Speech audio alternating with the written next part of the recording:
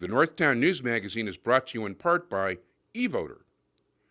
eVoter is proud to be a sponsor of the Northtown News Magazine. Hi, I'm Marty Levinson. Welcome to the Northtown News Magazine. Hi, I'm Marty Levinson. Welcome to Northtown News Magazine. I'm Marty Levinson, and you're watching Northtown News Magazine. Hey there, I am really Marty Levinson. Don't let anybody fool you. Welcome to the Northtown News Magazine show with the greatest cameraman around, Sonny Hirsch, and your host, Avi Myers. Thank you, Marty. Avi Myers, Northtown Neighborhood News Magazine, a presentation of Sonny Hirsch and myself. Dial us up on the World Wide Web, www.ntnm.org. All our videos are on YouTube. Jewish Chicago is out on the streets. Pick it up. We've got a complete voting guide and, very thorough rundown on all the elections. And that's free, available everywhere. And it is election time. November 2nd is election day. Early voting is about over right now, and depending on what city you're watching this in, it may be over. So to vote, you're going to head to the polls on November 2nd. I have two guests who are here together that I would like to introduce you to. First of all, to my far left, we have a brand new person on the show. He was the campaign manager and the very successful campaign manager for Tony Preckwinkle. Now he's got a very high position within the Democratic Party. That's Scott Cissek. Scott, how are you? Thanks for having us. My pleasure. And we've got Commissioner Joseph Berrios, who, of course, is running now for Assessor of Cook County. How are you? How are you today? Very good, thank you. And very exciting campaign and very colorful campaign. Oh, it's very exciting. Things are happening. We're getting our message out, not only for myself, but for the Cook County Democratic Party. Scott's been doing a fine job making sure that Democrats get elected this election come November 2nd. And it's important that people come out to vote and express their voting power, as we say. But, again, I am running for assessor. Our campaign is out there. We're out there telling people the actual facts. People have been trying to slam me, but my good opponent who keeps talking about contributions and everything, he gets two contributions of $150,000 apiece. He gets 5 contributions of $50,000 apiece. He gets Jim Houlihan to give him almost $30,000, but he finds nothing wrong with that. He is the candidate of the billionaires that live on Lakeshore Drive. And we're trying to take our campaign to all the communities so that they know what we can do to try to help them with their property taxes. Yeah, I found that very surprising. I do get everybody's press releases. I don't know which one of you conceived Victims of Joseph Berrios, but I really enjoy that website tremendously. We have very good staff working with us. I was able to assemble a very good team that's helping both at the county party and specifically on Joe's race. And we have some very good staff who are very diligent in their research and are working very hard to elect good Democrats like our chairman, Joe Berrios. It's interesting. I go back in politics quite a long time. To date myself, in 1972, I ran as a Gene McCarthy delegate. And in 1976, I was independent enough to have run as elector for him when he ran nationwide, which meant I would have been a member of the Electoral College, but he only got 1% of the vote in Illinois, so it was a little bit rough. And he was explaining to me why his campaign was going nowhere. He actually had a lot of contributions from wealthy people. When I was actually, with him on several occasions when at the Democratic Convention in 72 as an example, the list of wealthy people waiting to see him were unbelievable. And he raised quite a bit of money. But he told me the reason he wasn't going to get anywhere is because that's not what's going to get you places. You need the at that time cheap, less inflation, but the $5 contributions, the $2 contributions, the $10 contributions. You need the regular people, and basically, it sounds to me like about 50 people have contributed about 98% of Claypool's money. Absolutely, from day one. He calls himself the independent, but he's the independent for what? He came out on the radio the other day and said that he's not going to do much in the minority communities throughout Cook County. So when you run for office, you run to represent all the people across the board that live here. And, he's missing the point that people are looking for fair assessments. Every time he speaks on the issues of the assessor's office, he never comes up with any ideas how to make that office better. He changed the way we get taxed here in Cook County, came up with a new system, and then turned around and worked with the assessor and increased market values on people when, again, anybody who can read a newspaper or magazine know that market values have gone down. So how do you increase assessments in this type of an economy? They should have done the right job then, and we wouldn't be going through this hassle and these problems that we're going through right now. No, I agree, and I saw the raise I got the last time I got a bill, and it was frightening.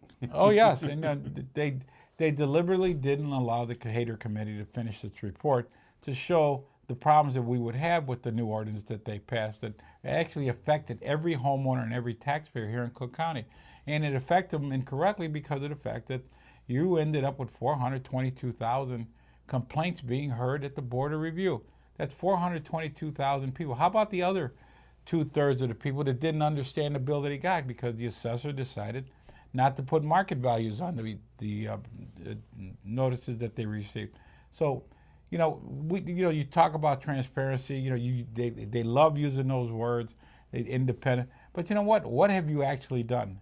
I mean, he's not an independent. He worked for Mayor Daley for 2 terms at the. Yeah, he was twice chief of staff for Daley. Twice chief of staff, and then he went over to the Park District and actually messed that up quite a bit, and put fees on minorities. Yeah, as to a matter play of in fact, the park. one of the things that people don't realize, well, first of all, when he ran against Todd Stroger, this is how I learned about him. 4 years ago, I endorsed him. I thought it was the right thing. I really didn't look as deep as I should have into the issue.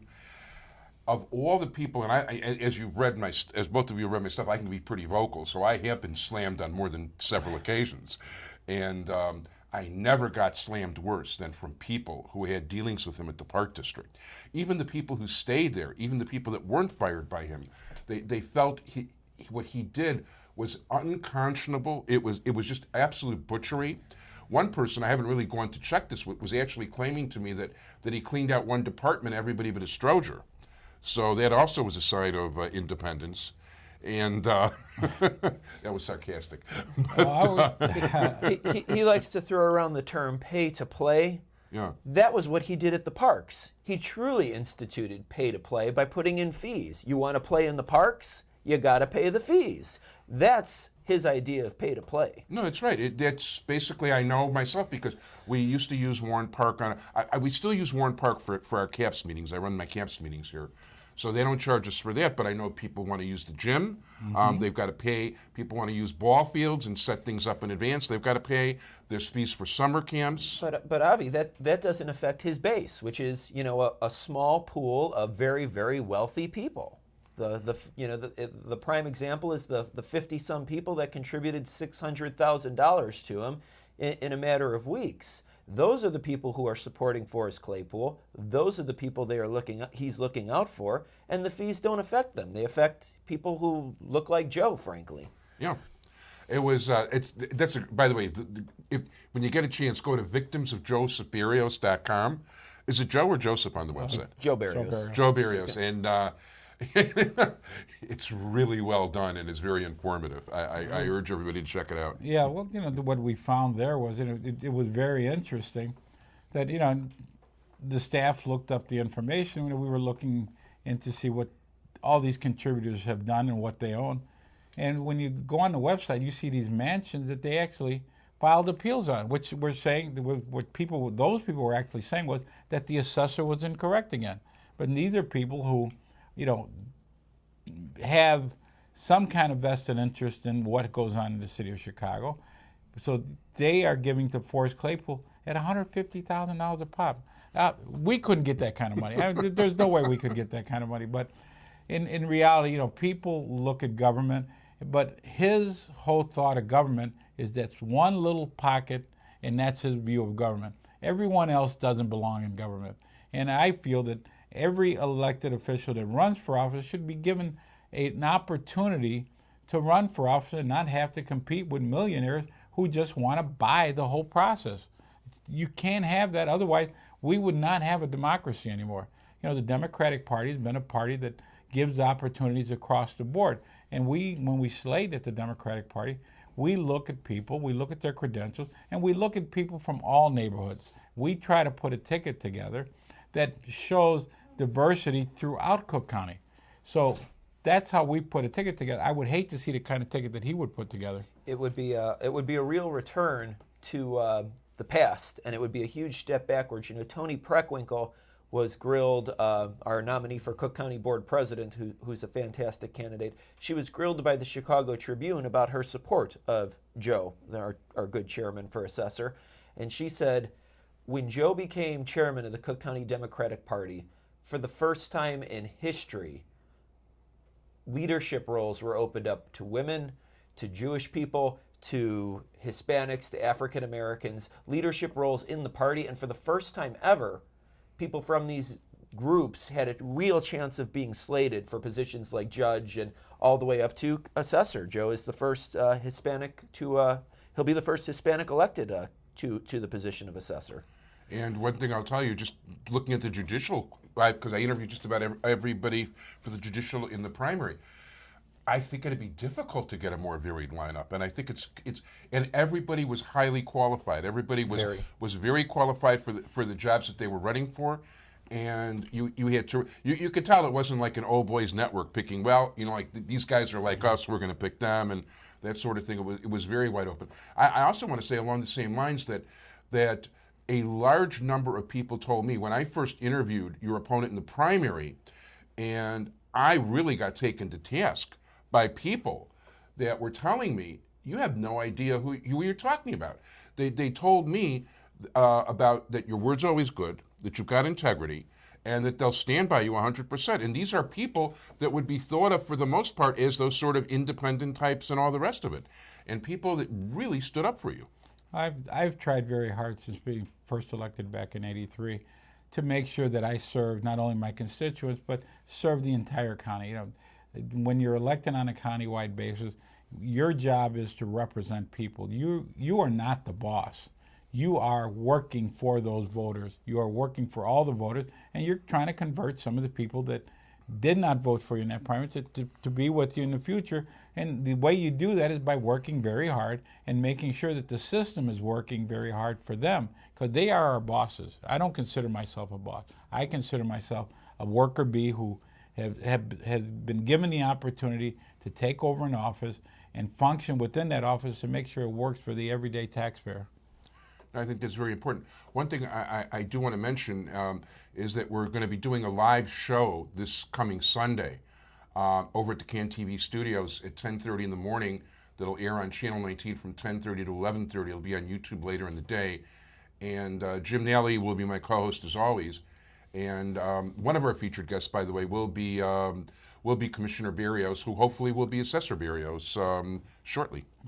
Come November 2nd, if the voters come out to vote, which is what we're asking them to do, because this is one of those elections where every vote's going to count, and we need help from top to bottom on the Democratic ticket, and we need to make sure that President Obama keeps his stature in Washington D.C. and we're able to elect Alexi and Pat Quinn back here in Illinois to make sure that Illinois stays a blue state. And we have Toni Preckwinkle, who has an opponent, Keats, this election, who's also been just like Forrest Claypool, just doing nothing but throwing mud, when in actuality, Toni is a candidate who has worked very hard for her community. And you know what? She comes from the independent base. And, people are slamming her because she's endorsing Joe Berrios. Well, Joe Berrios won the Democratic primary. She's a Democrat. And, we made a commitment when we put the slate together that we would all work together, because without the Democratic Party, I'm going to tell you, you wouldn't have the slate that we have today. And it across the board, it brings people together that really would not have been given the opportunity to run an election because, number one, their campaigns were not going to be run by millionaires. They weren't going to get those huge contributions.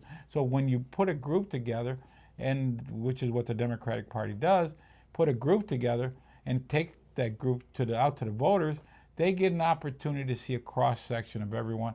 And with us being together, that's how we win elections. And it's a formula that works. And by the way, one thing I've got to say, if I didn't say it on the air, because we said it before, Scott Cissek, his campaign for Toni Preckwinkle, he did the best use of social networking I've ever seen anybody ever do, and I think he did an absolutely amazingly effective, terrific job. Well, I appreciate the kind words, but it's just another tool we have to reach out to voters. And I really first got engaged with it when I was at the inaugural in 2008 in Washington, D.C. for Barack Obama, and I noticed on my BlackBerry, I had a Trio at the time, I kept getting these constant Facebook updates of what other people were doing. And I tried to find out how they were updating their Facebook so quickly, and I found out they had it locked into this thing, Twitter, where you have 140 characters to put out a quick little message. And I saw tremendous potential for it, that it could be something that could be used to communicate not necessarily directly to the voters. I don't know that social media has reached that level yet, that it can really get you votes, but it's a very valuable tool for communicating to the chattering political class. There's over 1,000 people who are probably the who's who of Cook County politics and Illinois politics that follow me on Twitter. I have another almost 3,000 people who follow me on Facebook. And again, these are people who are connected. They're the people who know people, the people who talk to people. And it's a very powerful platform for getting out a message very quickly. Yeah, I'm one of those people, and I want to tell you, it was such a joy during the primary because basically just looking at my Facebook page was almost like reading the stock ticker for the various political races. You know, you were seeing who was saying what and which way certain tides were going. It was totally fascinating, and it was very enjoyable. And you were the best of the bunch. Well, in days gone by, they used to put out a fax in the morning with all of the news clips from the previous day for your campaign. I do that in real time on my Twitter. When there's an interesting article that directly relates to a race I'm interested in, I'll put it up, and on pretty much any given day, you can see what's going on by looking at my Twitter page. And the thing that was really, I think, fascinating about it was when I was working with Tony Preckwinkle. At 10 o'clock in the morning, we might be down in Bloom Township at the bottom of the county, and 2 hours, and I would post in Bloom Township with Tony Preckwinkle campaigning, and an hour and a half, maybe 2 hours later, we would be up in Barrington, and I would post in Barrington campaigning with Tony Preckwinkle, and we would run into people, and they would say, "Tony, you're everywhere." Well, Tony was everywhere, but I think the fact that people were seeing it on their social pages that we were, in fact, everywhere reinforced that. Yeah, it makes it more immediate. And speaking of her being everywhere, tune in next week because she's our featured guest next week. So, and Avi, one thing I wanted to touch on there, you mentioned that Tony Preckwinkle is an independent progressive Democrat. Yeah. I would consider myself an independent progressive Democrat as well.